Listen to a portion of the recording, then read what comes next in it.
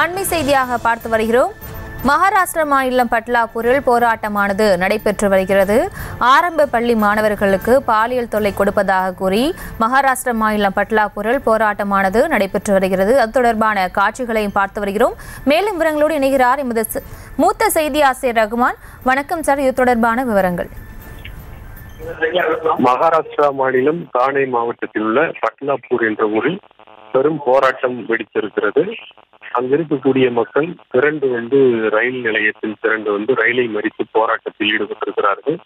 முக்கியமான குற்றச்சாட்டு என்னவென்றால், அங்கு பட்லாபூரில் இருக்கக்கூடிய ஒரு தனியார் பள்ளியில் 2 4 வயது சிறுமிகளை அங்கு துப்புரவு பணியாளராக பணியாற்றுபவர் பாலியல் ரீதியாக அத்துமீறியுள்ளார் என்பதுதான் குற்றச்சாட்டு.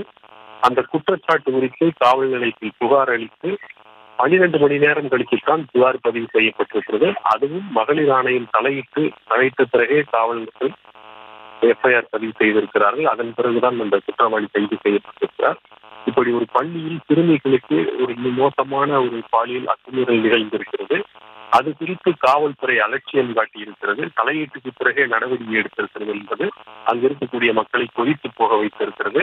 அண்மையில் கொல்கத்தாவில் மருத்துவமனை பாலியல் வன்முறைக்குள்ளாக்கப்பட்டு கொலை செய்யப்பட்ட சம்பவம் கூட மக்கள் மத்தியில் கொதிப்பை ஏற்படுத்தியிருந்த நிலையில் ஒரு பள்ளியில் 2 சிறுமிகளுக்கு நேர்ந்த இந்த கதியானது அங்கிருக்கக்கூடிய மக்களை கொதித்து போக செய்து அவர்களை போராட்டத்தில் இறங்கியிருக்கிறார்கள். பட்லாபூர் ரயில் நிலையத்திற்கு சென்று ரயிலை மறித்து நூற்றுக்கணக்கானோர் திரண்டு போராட்டத்தில் ஈடுபட்டார்கள். அப்போது கல்விக்கு சம்பவம் நடைபெற்றது. போராட்டக்காரர்களை காவலர்கள் தடியடி நடத்தி கலைத்து விரட்ட முயன்றார்கள்.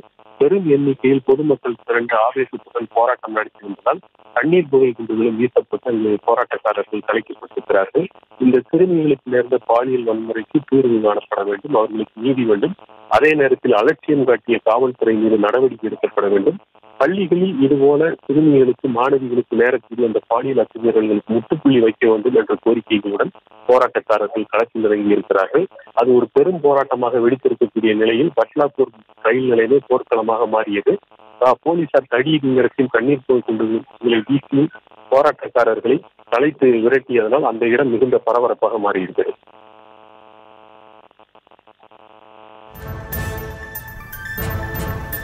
விவரங்களுக்கு நன்றி சார்.